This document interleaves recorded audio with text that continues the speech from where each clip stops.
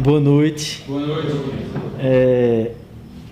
Primeiro, né, algumas considerações iniciais, que vai ser... O meu plano era ser uma aula só.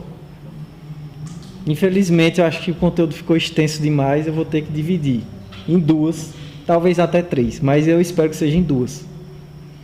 Se qualquer coisa, eu tento diminuir o conteúdo da próxima, mas a gente não vai esgotar todo o assunto hoje. Segunda coisa, a qualquer momento que vocês acharem pertinente ou quiserem, né, tipo, enfim, dar alguma observação, alguma pergunta, alguma coisa, pode interferir, desde que não seja algo que vai ser respondido depois, assim, que interfira no andamento da aula, né? Aí eu digo, não, isso aí a gente vê depois.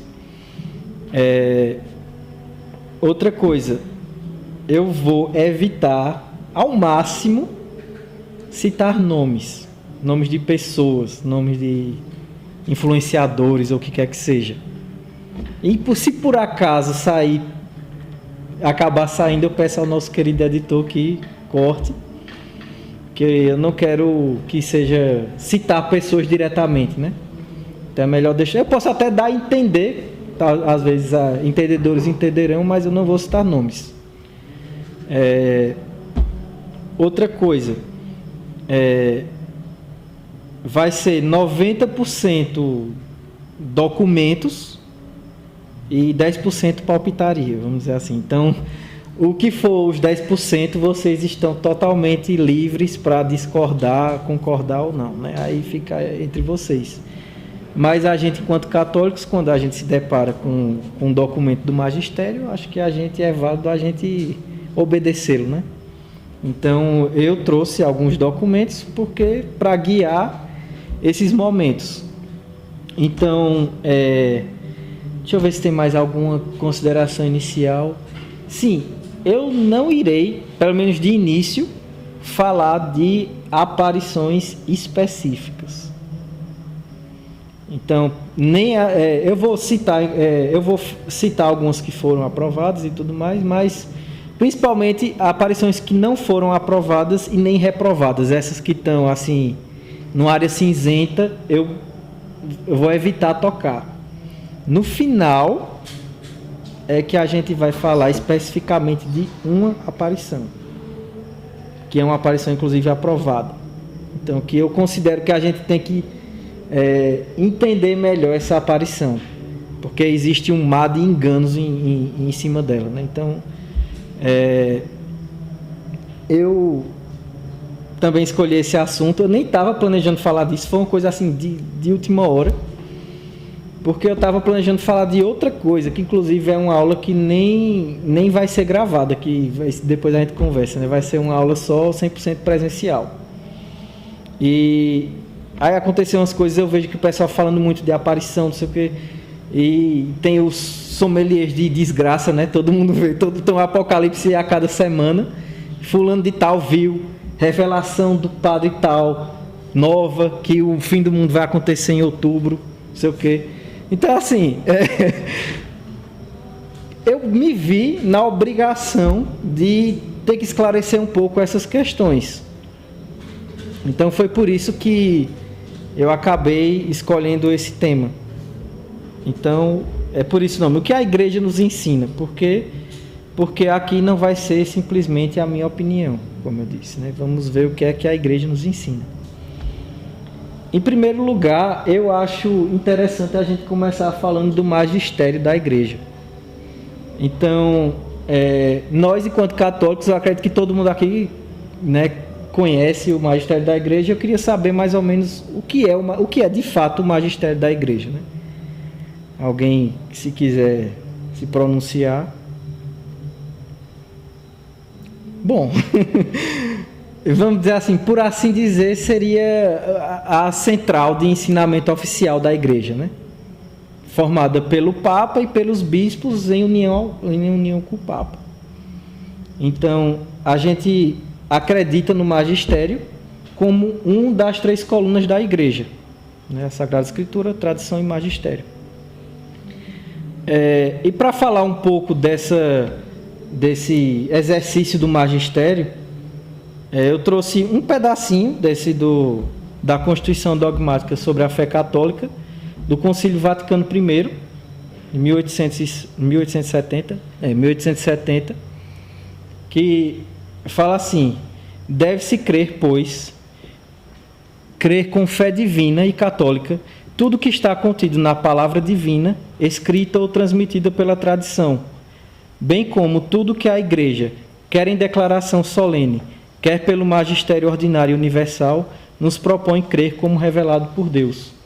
Então, já vou seguir logo para o próximo também. O Papa São João Paulo II, na Constituição Apostólica Fidei Depositum. Guardar o depósito da fé é missão que o Senhor confiou à sua igreja e que ela cumpre em todos os tempos. Então, a gente vê que o magistério ele tem uma função muito essencial para a defesa da fé. Porque o Catecismo da Igreja Católica, no parágrafo 890, fala assim: a missão do magistério está ligada ao caráter definitivo da aliança instaurada por Deus em Cristo com o seu povo. Deve protegê-los dos desvios e falhas, garantir-lhe a possibilidade objetiva de professar, sem erro, a fé autêntica. O munus pastoral do magistério está assim ordenado a velar porque o povo de Deus permaneça na verdade que liberta. Para cumprir este serviço, Cristo dotou os pastores do carisma da infalibilidade em matéria de fé e costumes. O exercício de tal carisma pode revestir-se de diversas modalidades. Então, a gente vê que Cristo, né, deu a sua infalibilidade à sua igreja, que é o corpo de Cristo. E a missão, qual é a missão da igreja? A salvação das almas. E como é que eu salvo as almas se eu estou pregando uma doutrina errada? Não tem como. Então, por isso que, pelo que a gente está vendo aqui nesses pequenos dispositivos, o magistério é o quê? Ele vai tanto guardar a fé verdadeira, zelar por ela, e também vai impedir que os erros acabem saindo de controle. Então, vamos dizer assim, uma pessoa, Lutero, vamos dizer assim, que pregou o erro, né? Então, ele estava em apostasia, em heresia, então ele saiu da igreja, foi excomungado. Então, o papel do magistério também é de defesa dos fiéis. Para que a gente se salve, a gente precisa de uma doutrina verdadeira. Então, por isso que, como está dizendo aqui, a gente deve, é dever do católico, confiar no magistério da igreja.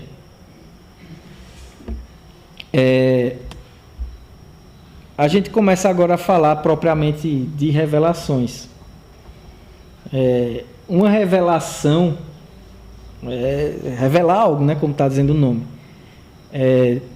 No sentido religioso, significa uma transmissão, né, de um contato, né, que uma pessoa teve de forma vertical, né?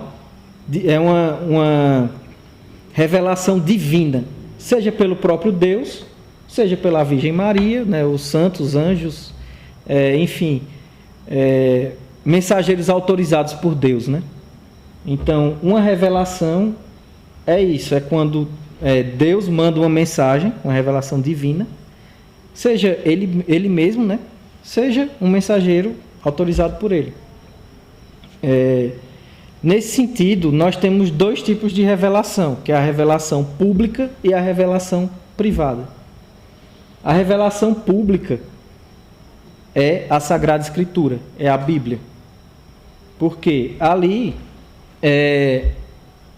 o cânon da trajetória, né, da teofania, né, da manifestação de Deus perante os homens, desde o Antigo Testamento até o Novo Testamento. Então, a revelação pública é tudo que está na Bíblia. Por quê? Porque Deus quis assim, e claro que através da tradição e do magistério foi escolhido e ratificado o cânon bíblico. Mas é tido como pacífico que a Bíblia contém a palavra de Deus e a Bíblia é infalível. Ela não pode ser modificada, ela não pode, vamos dizer, ela pertence ao depósito da fé. A revelação pública pertence ao depósito da fé. Eu, por exemplo, eu posso ser católico e dizer que a Bíblia é um livro escrito há 2000 anos atrás. Eu acho que ela não se adequa aos dias de hoje. A gente tem que suprimir alguns versículos, alguns capítulos. Eu posso dizer isso e continuar sendo católico? Não. Eu não posso. Eu não posso achar que a Bíblia é um livro retrógrado, antigo, preconceituoso, seja lá o que for. Porque a Bíblia ela é eterna. Ela é perene, ela é atual nos dias de hoje, então ela sempre se atualiza, sem precisar ser modificado ou complementado a algum tipo de coisa assim. Por isso que é um dogma de fé. Nós devemos acreditar que a Bíblia, ela é a palavra de Deus, e eu como católico tenho o dever de acreditar na Bíblia sob pena de não ser mais católico. Por isso que ela pertence ao depósito da fé, a revelação pública. Já a revelação privada, ela é aquela que se dá em particular, com pessoas que não estão na Bíblia, né? Que da Bíblia, do fim, do último livro da Bíblia para frente, né? Assim, depois que acabou. Então, são revelações extra-bíblicas com pessoas que não estão contidas nos livros da Bíblia e se dão de forma particular. Então, esse tipo de revelação privada, ele não pertence ao depósito da fé.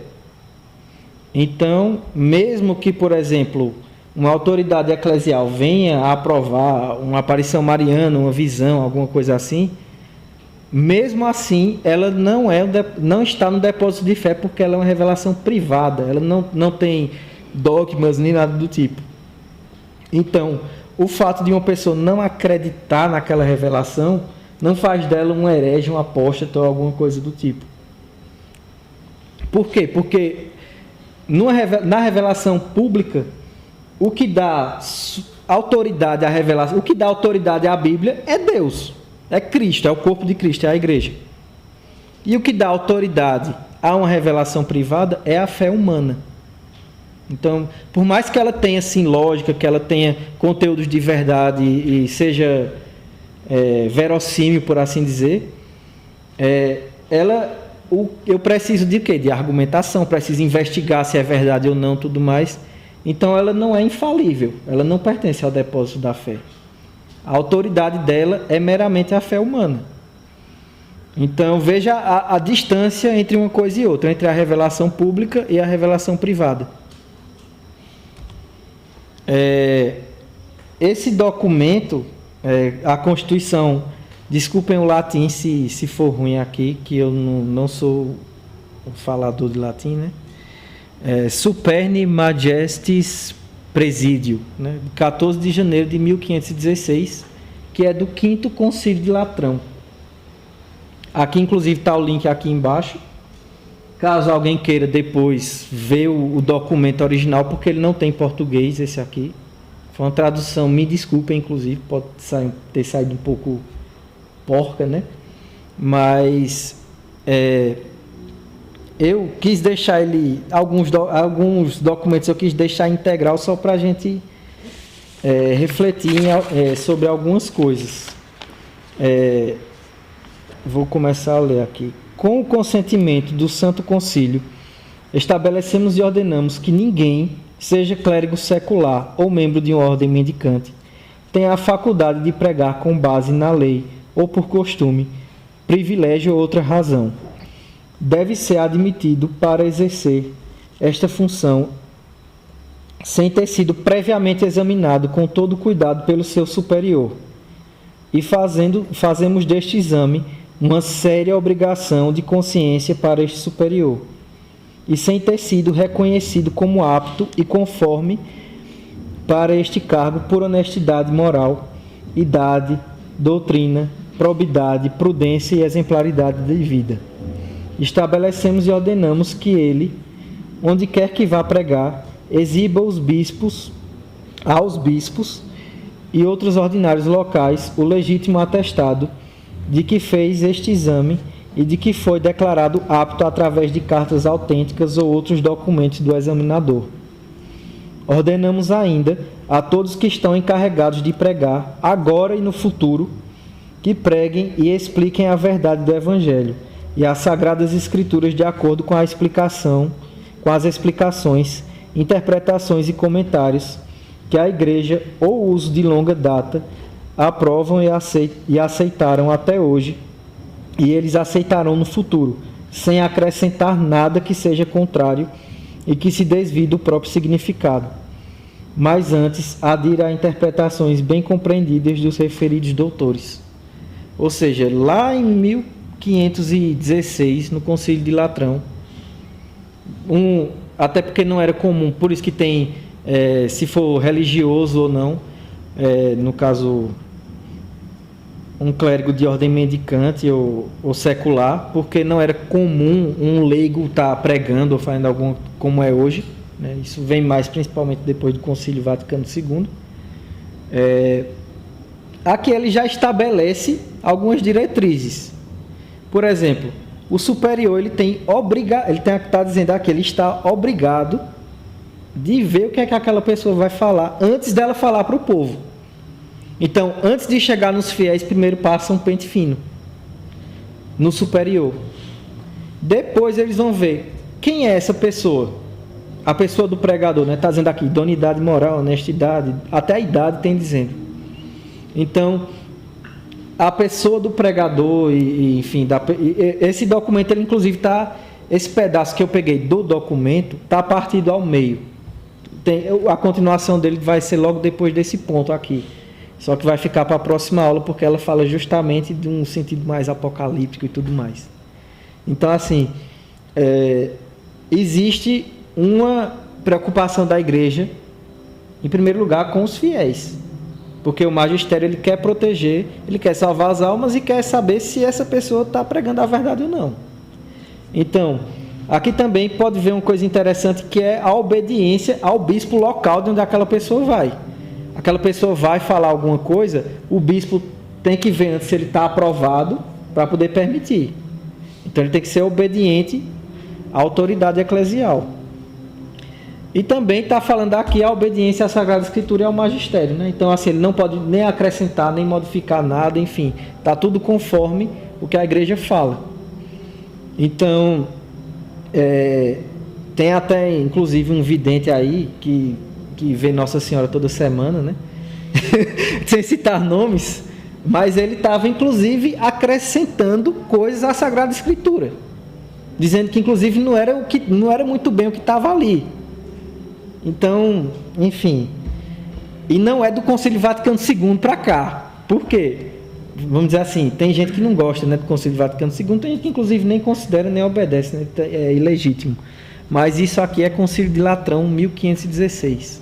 Já é muito antes. Agora, o documento mesmo que vai dar base para a gente é esse próximo aqui, que esse já tem em português, muito fácil de achar. Você vai botar o nome dele no Google que vocês acham aí, em português no site do Vaticano, que é as normas para proceder no discernimento de presumíveis aparições e revelações da Sagrada Congregação para a Doutrina da Fé, de 78. Sagrada Doutrina para a Congregação para a Doutrina da Fé é o Santo Ofício, né? A Inquisição. Só mudou de nome, né? Que nem a KGB, hoje é FSB, né? Mas enfim.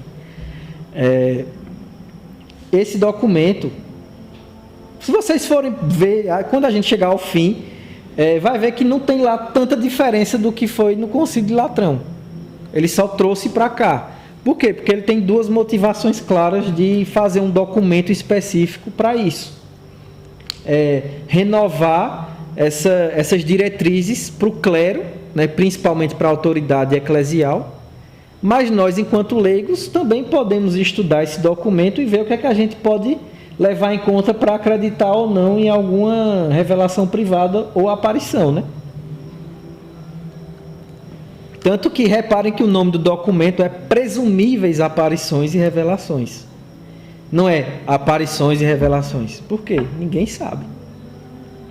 E mesmo se você afirmar, a gente vai ver que não quer dizer que seja daquele jeito. Quais foram as motivações que tem lá no documento para poder eles gerarem, né, essa discussão? Em primeiro lugar, os meios de comunicação de massas. A gente já está aí, no caso, no ano de 70, na década de 70, e hoje muito mais com a internet, né? Então as informações, elas voam, né? Acontece uma coisa aqui, o mundo todo pode saber daqui a 1 hora, ou menos, muito menos. Se Faustão morrer, eu aposto aqui que não dá meia hora para todo mundo estar sabendo da notícia. Então, a notícia voa. Então, eles se preparam. Então, as coisas se difundem muito rápido. E, em segundo lugar, os meios de transporte, a facilidade de transporte também está muito mais fácil. Imagine o que era. Então, imagine o que era você peregrinar, por exemplo, para Lourdes, vamos dizer assim, uma aparição para a Virgem de Guadalupe, no México. Para uma pessoa, vamos dizer, ela apareceu no século XVI, salvo engano. Imagine uma pessoa no século XVII para peregrinar até Guadalupe, ela morando no Uruguai. Não era coisa fácil. E viagens internacionais eram caras, poucas pessoas faziam. Até viagens locais era coisa difícil, né? A pessoa tinha que ir a pé, eu tinha que ir de uma carroça e tudo mais. Minha avó ia para Juazeiro a pé e tudo mais. Então, assim, não era fácil se deslocar, nem dentro do país e muito menos internacionalmente. Mas hoje é muito fácil você fazer uma peregrinação. Pelo menos muito mais fácil do que o que era. Então, atentos a isso, a Santa Sé, de que, em primeiro lugar, a informação corre muito rápido. Apareceu uma devoção nova aqui. Aí logo o povo já começa a peregrinar para lá. Então, eles prestarão atenção nesse fenômeno. Em segundo lugar, a dificuldade em emitir com rapidez alguma decisão, né? No caso aí, constante de supernaturalitate ou não constante de supernaturalitate, né? Se consta ou não a supernaturalidade ali, se tem algum evento sobrenatural. Então, graças às nossas demandas atuais, né, de científicas e tudo mais, torna mais difícil essa decisão sair mais rápido, porque tem mais coisa para investigar. Então, essas foram as motivações desse documento aí que a gente está falando. Seguindo, existem etapas a serem cumpridas, né? Então, assim, a primeira coisa é a autoridade eclesiástica tomar conhecimento do fato. Por isso, quando acontece uma aparição, geralmente é dor de cabeça para o bispo. Ou aparição, ou revelação privada, alguma coisa. Por quê? Chega no ouvido do bispo, olha, tem uma pessoa que está vendo Nossa Senhora ali. Aí o bispo já vai ter que começar. Por quê? O primeiro ponto é julgar o fato de acordo com os critérios positivos e negativos, que nós vamos ver posteriormente. Caso ele passe por esses critérios positivos e negativos, aí o bispo pode usar esse princípio, né? Pro nunc nihil obstare, que é o tipo nada consta, não obsta, né? Não tem nada que impeça. Que é, por exemplo, se passou por critérios positivos e negativos, tudo bem, pode acontecer. Não tem nenhum problema. Mesmo passando, aí já vem a terceira, né? Observar com o decorrer do tempo os frutos espirituais gerados nesta nova devoção e expressar o juízo de veritate et supernaturalitate, caso necessário. Então, assim, esse juízo, ele é muito raro, porque ele demora muito para acontecer. Porque com o decorrer do tempo, as autoridades eclesiais vão ficar de olho se aquela devoção vai continuar existindo, se vai crescer, se vai ficar mais forte, quais são os frutos gerados por ela, ou se ela simplesmente vai cair, vai daqui a 50 anos sem a devoção sumiu, ninguém nem lembra mais.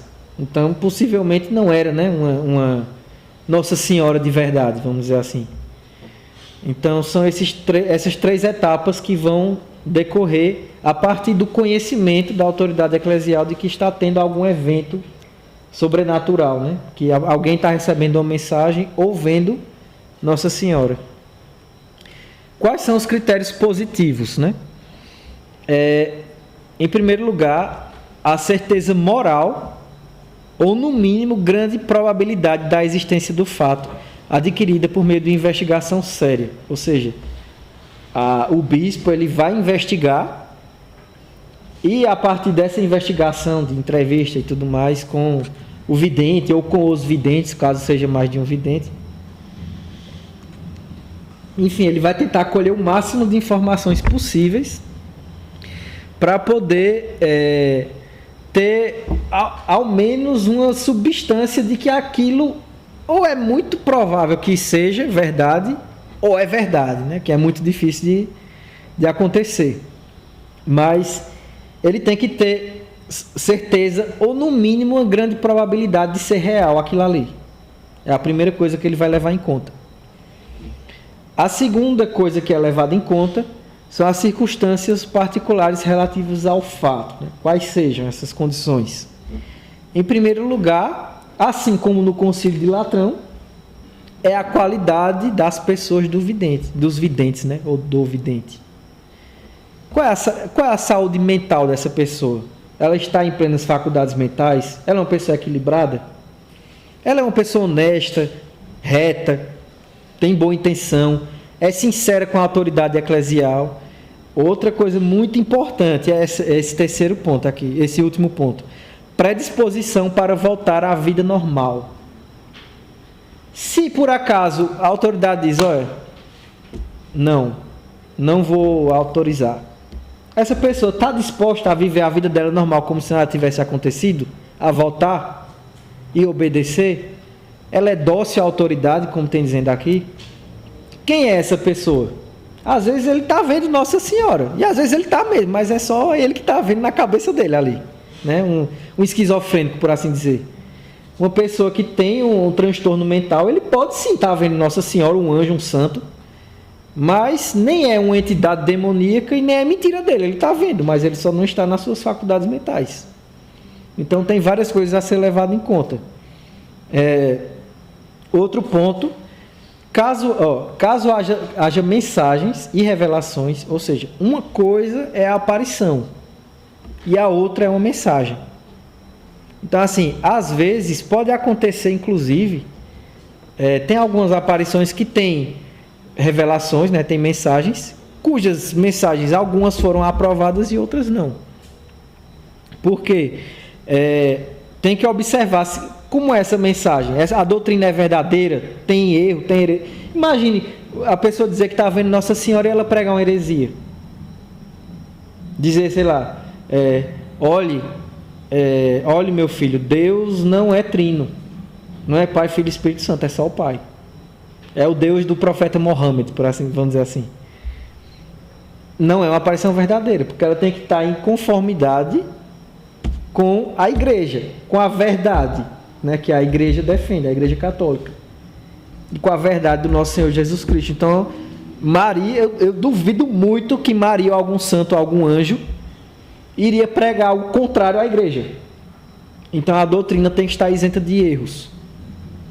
E em terceiro lugar, observar, né, se a devoção que vai surgindo ali é uma devoção sadia com frutos espirituais, né? Como é que está tendo? As pessoas estão se convertendo, o pessoal está rezando mais, está tendo mais caridade, o pessoal está... então, assim, esses são os critérios positivos para poder a autoridade eclesial competente julgar se ela passa por essa etapa. E aí entra na questão dos negativos, que é o quê? Um erro manifesto acerca do fato, ou seja, se realmente não aconteceu, vê que é mentira mesmo, né? O fato não aconteceu. Em segundo, erros doutrinais, justamente isso. Porque como é que vai aparecer Jesus Cristo para alguém, ele vai pregar um erro doutrinal, né? Então, assim, se existe algum erro, né, se nosso Deus, Nossa Senhora, algum santo, considerando a possibilidade que aquele sujeito tenha acrescentado conscientemente ou não erros ou não erros, elementos puramente humanos ou uma autêntica revelação sobrenatural. Aquela coisa, né? Quem conta o conto aumenta o ponto. Também acontece isso, né? A pessoa recebe telefone sem fio, recebe mensagem X e chega Y, né? Pode acontecer de ter uma aparição autêntica, revelar uma mensagem e a pessoa, às vezes até mesmo inconscientemente, acabar misturando as coisas ou deturpar a mensagem. Por isso que o bispo vai ficar encarregado de ver se está tudo certo. Procura de lucro que esteja ligado ao fato. Não é a procura de lucro por si só. Vamos dizer, a pessoa tem uma empresa.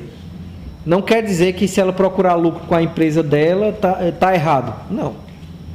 Só que está dizendo aí, ligada ao fato. Então você vê que a pessoa começa a organizar peregrinação, e a pessoa fez uma pousada com o nome do vidente, e não sei o que, e por aí vai, né? Então assim, a pessoa está querendo aferir lucro em cima do evento. Então isso já é uma coisa que deixa de orelha em pé, né? Então assim, pode ser que a pessoa esteja tirando vantagens lucrativas em cima do evento sobrenatural ou do pretenso evento, né? Outra coisa, atos imorais realizados no momento ou por ocasião do fato, tanto pelo sujeito quanto pelos seus seguidores. Se Nossa Senhora está aparecendo aqui, ela não vai me induzir a praticar algum pecado, alguma imoralidade. Ou a aparição de Lourdes. Muitas vezes as aparições de Lourdes, a maioria, 90% era só Santa Bernadette rezando o texto com Nossa Senhora. Então assim, uma aparição autêntica, você vê que as pessoas não são induzidas à imoralidade a Nossa Senhora está me dizendo, que nem eu vi naquele que estava comentando naquele dia, Nossa Senhora está dizendo para eu virar trans ou alguma coisa assim, né? Então assim, ou que aconteça certo ato imoral durante as visões. Então é claro que não é uma visão divina, tem algo errado com isso. Em último lugar, transtornos mentais, problemas psiquiátricos, seja da pessoa ou surto coletivo, que acontece também. No caso, antigamente se chamava, como é que fala? Histeria coletiva, né? Se eu não me engano, hoje é surto coletivo.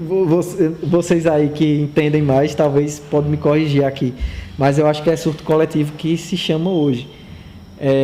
Acontece principalmente em fenômenos de seitas. A gente tem vários relatos até de seitas com suicídio em massa, por exemplo.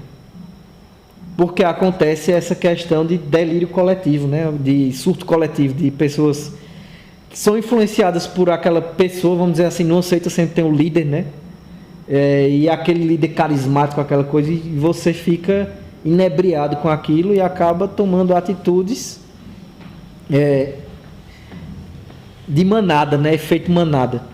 Então isso também é algo a se analisar. Aí nesse caso já é a intervenção da autoridade eclesiástica competente.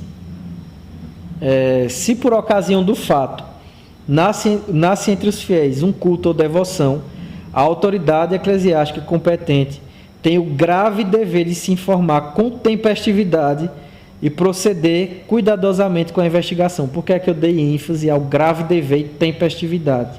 Por quê? Porque antes dessa aula, eu tinha uma ideia errada.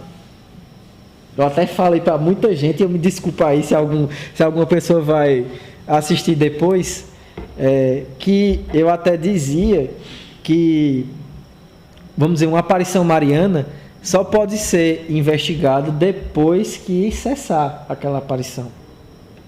Por isso que eu até dizia, por isso que fulano de tal está há 30 anos recebendo, 40 anos recebendo revelação de Nossa Senhora, todo fim de semana.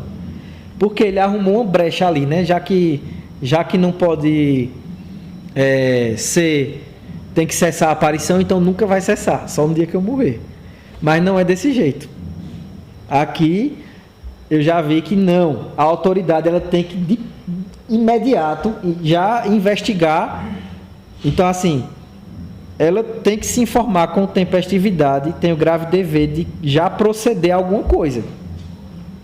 Então, o bispo ele não pode demorar 20, 30 anos para se pronunciar. Até porque deve já ter sido até outro bispo, né, nesse tempo todo. Ou vários. Em segundo lugar, a autoridade eclesiástica competente pode intervir com base em pedido legítimo dos fiéis, em comunhão com os pastores, para autorizar e promover algumas formas de culto ou devoção, caso critérios tenham sido aprovados. Contudo, os fiéis não podem confundir esta ação com a aprovação do caráter sobrenatural. Ou seja, se os fiéis, junto com sei lá, tem um movimento já acontecendo com o sacerdote, com tudo, eles pedem ao bispo e passou, como tem dizendo aqui, pelos critérios positivos e negativos, não é nenhum problema essa devoção acontecer, visto que ela não tem nenhum erro, nada errado, nada contra a igreja, vai nascer uma seita nova dali, não sei o quê. Então, a própria autoridade ela pode ser pedida pelos fiéis, né? Bispo, veja, vamos ajeitar aqui essa situação para poder acontecer essa devoção da maneira correta. E também, mas aqui tem dizendo no final, contudo, os fiéis não podem confundir esta ação como uma aprovação do caráter sobrenatural. Ou seja, só é permitido que aconteça o culto porque não tem nada de errado, assim, pelo menos em primeiro momento. Mas não quer dizer que o bispo está dizendo, realmente está acontecendo aí a visão, realmente Nossa Senhora ou aquele anjo apareceu para fulano de tal, e é isso mesmo. Então os fiéis não podem confundir isso. Não sei se pode falar. Pode falar. Isso aconteceu em Singres. Sim. Em Singres houve aparição ou não, né? Uhum. Possivelmente, né? Possivelmente. E aí o bispo da época fez todo o percurso de investigação, mas isso foi guardado. Uhum. Certo? E aí a irmã veio para Santa Sofia, foi para o Gama e tal. E segundo relatos, essa aparição continuou, ela enclausurada privadamente com a irmã Adélia, né? Com a irmã Adélia. E a outra não se sabe, quer dizer, eu não sei. Uhum. Mas o que quer dizer o seguinte, é que continuou-se a devoção, e aí os fiéis, nos últimos anos, pediram para serem reabertos. Foi até ano passado, né?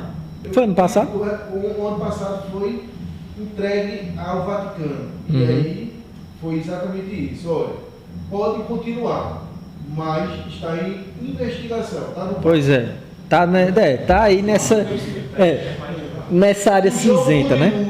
Uhum. Mas a caravana não para, né? Vamos lá. Entendeu? Entendi. Mas é isso mesmo. E não vou entrar, né, nessa questão de simples, porque ela está justamente nessa área, nem sim nem não, né?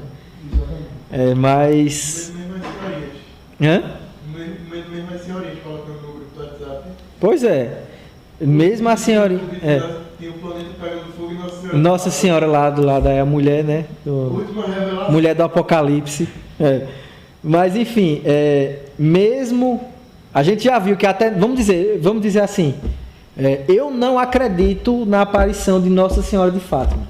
Eu não estou afirmando, só para constar. Eu acredito na aparição de Fátima. Mas enfim, se eu afirmasse isso aqui, em alto e bom tom para todos, eu nem acredito em Fátima, nem em Lourdes, nem em Guadalupe, que essas três, inclusive, tem aquele veritate et supernaturalitatem, porque já passou muito tempo, a devoção só cresceu cada vez mais, enfim. Tudo indica que realmente os frutos nem se fala, né? Mas essas três aí, para mim, assim, a opinião minha aqui, simplesmente minha, muito difícil. Eu acredito piamente que era Nossa Senhora ali, mas se a pessoa disser não, eu não acredito, para mim Lourdes é uma mentira, para mim os videntes de Fátima estão contando história e não sei o quê. aquele milagre do sol ali foi delírio coletivo, a pessoa é plenamente católica. Né? A igreja dá esse direito. Porque tem gente que é assim.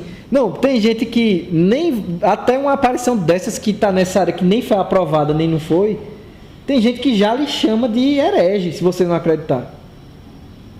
Então, assim, essa pessoa não é herege.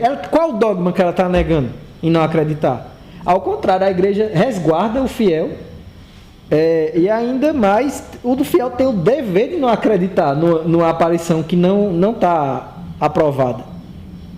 Mas a gente vai chegar lá ainda. Parou nesse quarto ponto aqui. A autoridade competente pode e deve intervir nos casos de erros doutrinais, corrigir ou prevenir os abusos que podem ocorrer neste culto e devoção. Permitiu, permitiu, tá rolando. E aí você vê que o culto começa a virar outra coisa, diferente. Então, caso tenha erros, tenha práticas estranhas e tudo mais, a autoridade eclesial legítima, ela pode intervir ali. E nos casos duvidosos que não apresentam risco para o bem da igreja, a autoridade competente pode se abster de qualquer ação direta, mas está sempre vigilante para intervir com rapidez e prudência, caso necessário, que foi esse caso aí que a gente está falando. Pode deixar rolar, mas eu estou de olhos e ouvidos abertos aqui, para poder, se acontecer algum erro, aí sim, a intervenção da autoridade eclesiástica acontece. Então, esses são os casos em que há sim a intervenção da autoridade eclesiástica. Sim, fala. Pode falar. Só uma dúvida, eu fiquei pensando, a aparição ela é considerada um milagre? Depende. Tem aparição acompanhada de milagre e tem aparição que não. É um fato miraculoso.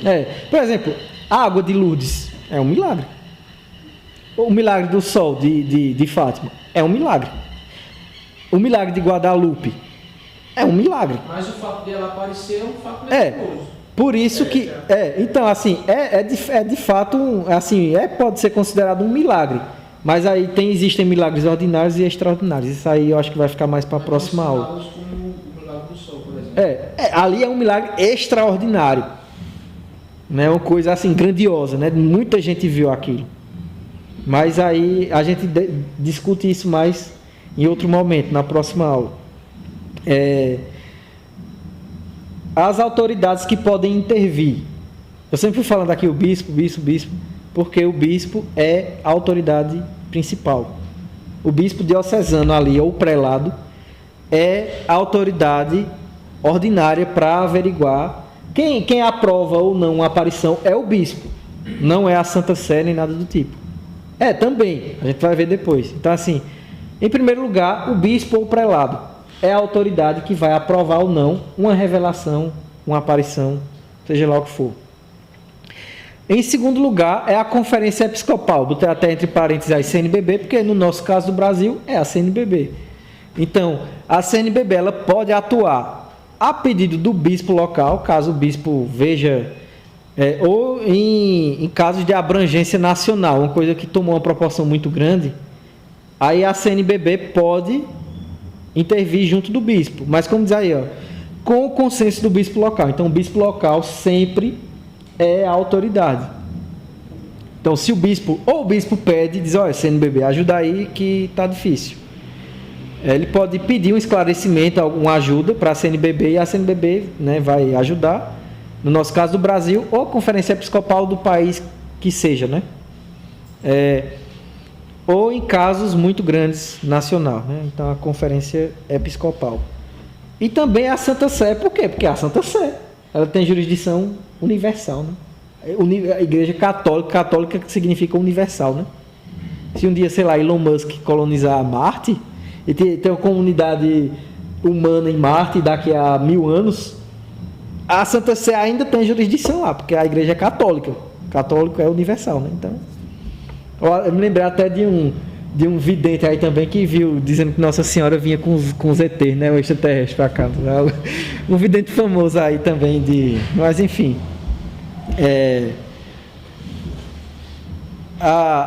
As autoridades são essas, mas você vê que mesmo a Santa Sé, depois a gente vai ver, ela ainda pede o bispo ainda tem a questão do consentimento dele.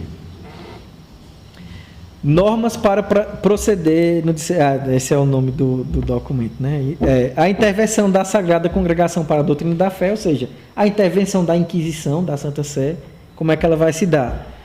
A pedido do bispo ou de um grupo qualificado de fiéis. Um grupo de fiéis, eles também podem pedir a intervenção do Santo Ofício, né? Só que esse pedido não pode ser motivado por razões suspeitas. Ou seja, vamos dizer que o bispo não permitiu o culto, aquela devoção ali acontecendo. Aí o grupo de fiéis vai pedir a Santa Sé. Para o quê? Para desmoralizar o bispo. Então, assim, até isso também está incluído, né? Tem que ver qual é a motivação desse grupo de fiéis. Por que é que eles vieram à suprema autoridade, se tem o bispo local? É para constranger o bispo? É para validar um grupo sectário, alguma coisa assim? Então, isso, o Santo Ofício, né, a Sagrada Congregação para a Doutrina da Fé, eu vou falar Santo Ofício, porque esse nome é muito grande. Ela vai observar e pode intervir nesses casos, né? Em casos mais graves, principalmente quando envolve uma parte consistente da igreja. Então, em casos também muito grandes, como foi o caso de Lourdes, Fátima e tudo mais, a Santa Sé vai intervir, mas, como tem aí, sempre depois de ter consultado o bispo, e caso a situação exija, né, a conferência episcopal. Então até pronto, é como questão de saúde, você corta o dedo, você não vai para a UTI, né? Você vai para um posto de saúde, uma coisa assim. Então, para a Santa Sé intervir, né, o Santo Ofício, tem que ter sempre depois da consulta do bispo, ou em alguns casos da conferência episcopal. Também é competência julgar e aprovar o modo de proceder do bispo, ou, se julgar conveniente, proceder um novo exame do fato, distinto do anterior, que será feito pela própria congregação ou comissão especial. Então, o Santo Ofício, ele pode, porque pode acontecer, um bispo é um ser humano, como qualquer um. Vamos dizer que o bispo se encantou demais por aquela aparição. E aí ele está junto dos fiéis que estão... E é uma aparição falsa, vamos dizer assim, entre muitas aspas, tudo indica que é falsa, e o bispo está junto da galera que quer que seja permitido.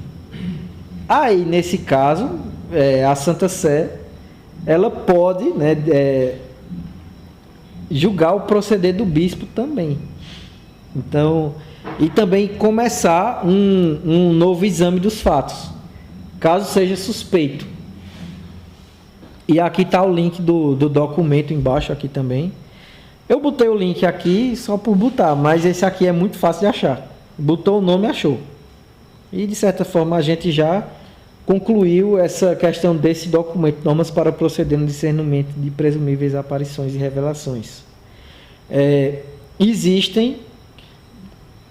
Quantas aparições marianas existem no mundo, assim? Tipo, você vai ver, na história da igreja tem, sei lá, mais de 2.000 aparições.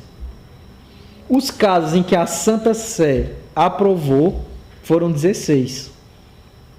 Então, assim, não estou dizendo que um caso que foi aprovado por um bispo é menos importante do que esse da Santa Sé, porque a gente viu que o bispo é a autoridade eclesiástica ordinária do caso.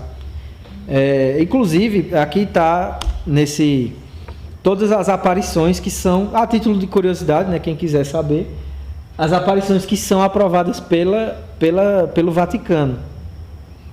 Que é Nossa Senhora de Guadalupe, no México, 1531, Nossa Senhora de Lesask, na Polônia, também deve estar errada a pronúncia, mas enfim, 1578, Nossa Senhora de Siluva, na Lituânia, 1608, Nossa Senhora de Laus, na França, Sion, na Itália, La Salette, na França, Nossa Senhora de Lourdes, na França. A França tem muita aparição aprovada assim.